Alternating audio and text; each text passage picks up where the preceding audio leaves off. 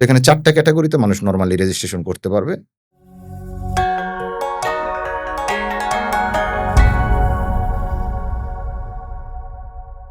আপনি একটা বিষয় বলেছিলেন যে, আপনার সেবাটা যখন গ্রহণ করবে ৪ টা ওয়েতে আপনি সেবাটা ওইটা আমাদের দিয়ে থাকেন। সেই ওইটা আমাদের ৪ টা ওয়েটা কিভাবে আপনারা বাস্তবায়ন আচ্ছা।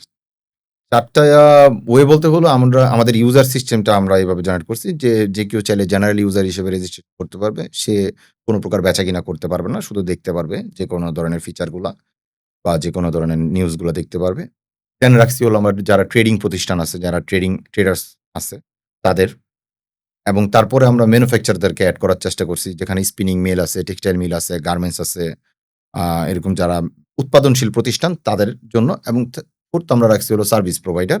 যারা আসলে আ গার্মেন্টস ডিরেক্টলি মালিক? না এরা হলো ধরেন নিটিং ফ্যাক্টরি আছে, ডাইং ফ্যাক্টরি আছে। যারা আসলে ধরেন শুধু সার্ভিস সেল করে বা সার্ভিস প্রোভাইড করে। যেমন ধরেন আপনি আমার কাছে কিছু সুতা দিলেন, আমি আপনাকে বুনন করে দিলাম, কাপড় তৈরি করে দিলাম। ঠিক আছে? যেটা আমার আ মানে সার্ভিস সেলার হিসেবে আমরা কাজ করি। তো ওই সার্ভিস গুলাকে আমরা আসলে সার্ভিস প্রোভাইডার আন্ডারে আনার চেষ্টা করছি ওই ইউজার সিস্টেম। এখানে ৪ টা ক্যাটেগরিতে মানুষ নরমালি রেজিস্ট্রেশন করতে পারবে। রেজিস্ট্রেশন করে তারা তাদের বিজনেস করতে পারবে।